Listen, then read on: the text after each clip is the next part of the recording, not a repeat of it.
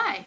Okay, so I just recorded this video and something happened and my phone hated me and then just stopped working, so we're gonna do this again. Do's and don'ts of military graduation. Okay, so I talked to you guys about OPSEC last time and I promised you guys I would have the do's and don'ts of basic military graduation listed for you guys next time. I will try to find the link that I got these from and put them, I do have them, in the description of this video.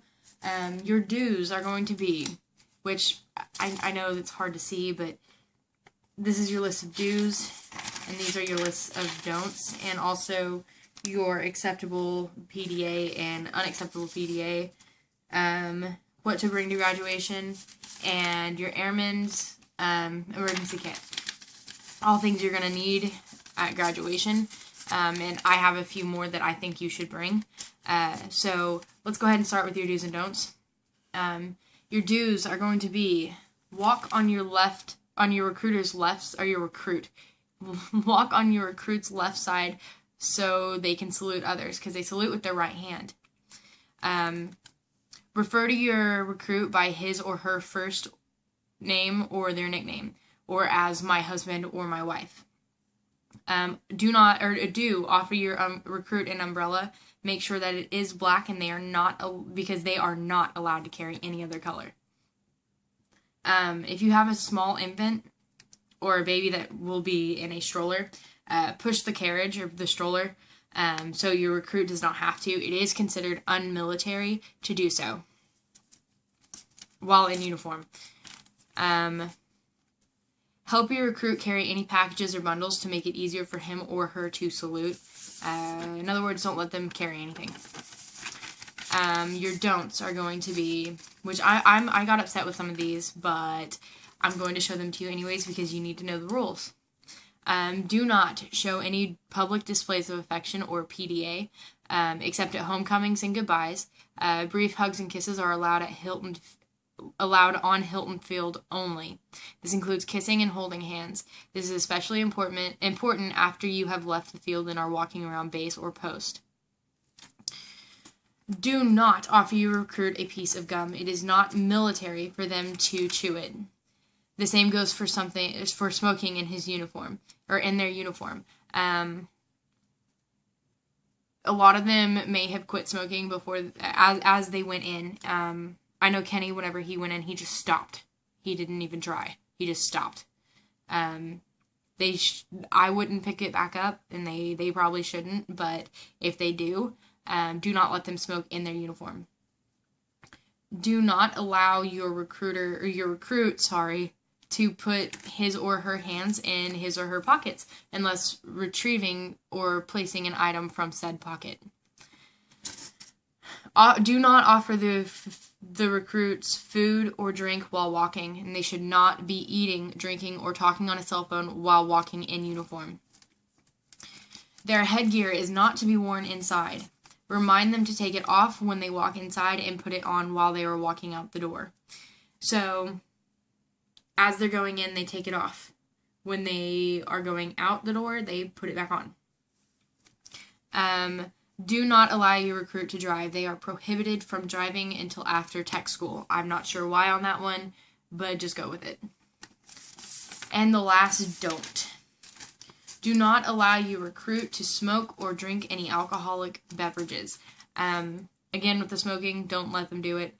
Don't let them drink beer or anything else like that. No alcohol.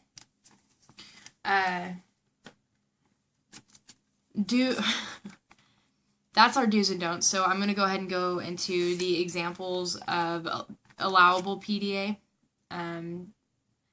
A recruit and his or her partner sharing a hug and or modest kiss at basic training or tech school graduation. You have been separated from your spouse for 8.5 weeks or longer at this point, and it sucks. So they understand, you're going to want to hug them and kiss them. So do so, but then let go. Don't hold on to them. A recruit in uniform carrying a baby or young child. That is okay. So if you have a toddler or an infant, they are allowed to carry them. They understand that too. A recruit holding hands while walking with a young child. So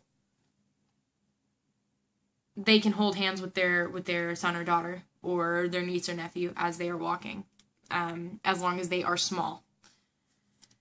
Examples of prohibited public displays of affection. A recruit in uniform and his or her partner holding hands while walking through a public facility, civilian or military. A recruit in uniform and his or her partner kissing and or hugging in a public place, facility, or civilian or military. A recruit and his or her partner holding hands, kissing, hugging while in civilian clothing and taking part in a military-sponsored activity. So, like a change of command or a I forgot the words, but understand that even if you're at a military-sponsored activity, do not do PDA, even if you are in civilian clothing. What to bring to graduation for yourself. Your valid photo ID, so like a driver's license or a passport will work. Don't forget that. Your base pass, your base or your post pass, just kind of depends on what branch you're going into, but for Air Force it is base. I know for Army it's post, but for Air Force it is base. Do not leave that in your suitcase or in your car. Leave it in your either your purse. Take that on your carry-on if you're going to fly to San Antonio or wherever they're graduating from. Keep it on you at all times. Maps and schedules, you need to bring that as well. It does help to get around San Antonio and around the base. And schedules as for, you need to know what's going on and when. Dress comfortably for the weather. Texas weather does change quickly, so please pack things to layer on the off chance that it gets cold, because I know in Oklahoma it was 100 and almost 16 today, and it's chilly outside right now. Lightweight jacket just in case it gets cold. Like I said, it changes fast. Comfortable shoes. You will be doing a lot of walking and standing for most of the day. The first day especially, on Thursday. Summer weather, sunscreen, hat, or umbrella to protect yourself from the sun, because otherwise you're going to look like this nastiness and you don't want to. It's painful, don't do it. For winter weather, bring a warm coat, gloves, scarf, anything to stay warm, really. Wear a beanie, that kind of thing. Chapstick, because no matter how hot or cold it is, your lips will still get chapped. Something to sit on, example, a towel or something easy to pick up and put into your bag. Solid black umbrella for your airmen in case it rains or it is just extremely hot and you want to protect them from heat stroke. They are not allowed to carry any other color. Black is the only one that is acceptable. Vehicle documentation, like your title, your insurance verification, that kind of stuff. Bring binoculars just on the off chance that you get seated far, far away and you want to see them. Airman's emergency kit, which we're going to move into that really quick because last piece, and then I'm going to go through all this with you. Your airman's emergency kit, which you should really have this kind of stuff for any branch as it is. You want to bring a sewing kit. Make sure that white and navy blue thread are included. It may or may not vary throughout branches, but I would look into it and make sure, and I will do that for you next time. Tied pins, just in case they're eating and they get something on their uniform. Baby wipes, and I'm not sure why on that one, but make sure to bring them. Shoe polish cloth, just in case they smudge their shoe or something, which their shoes are shiny, so. Cuticle clippers, small sewing scissors or lighter to cut or burn loose threads, so like in case a button pops off and you need to burn a thread. A lint roller for, if they get any dog hair or cat hair on them. Febreze, just in case they're around any kind of cigarette smoke or any kind of smoke in general, or they smell bad. Just spray them with Febreze. Chapstick, because you want them to have nice lips. Tums, in case they eat something and it upsets their stomach. First aid kit, because first aid. Tweezers, sunscreen, hand sanitizer, mini toothbrush, and mini toothpaste. I'm going to put the link in the description of this video, and I really hope that some of this is helping you guys. Now, I will be honest with you, I started getting letters like 2 weeks ago, and I've gotten 14 letters since he left, and they started being written on May 27th, I believe. So, they're getting in trouble for almost anything and everything, and it sucks. So, and they're getting up at 5:45 every morning, but they're getting like 7 hours of sleep. Now, I will tell you, I got a letter like this. My first letter, one of my first letters was tiny like that. And on June 3rd, that one was on May 30th. He did not get my letters until I sent them almost 2 weeks ago now. He did not get my letters until June 7th. And on June 3rd, he had written me and said, why haven't you written me? It seems like everyone is getting mail. Are you mad at me? I love you.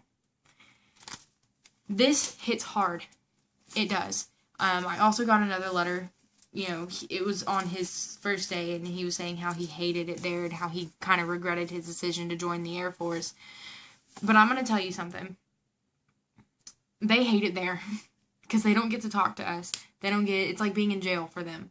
They're cut off from the world completely. They don't get to hear any news about, like, this Orlando shooting thing, which, I mean, no disrespect to them at all.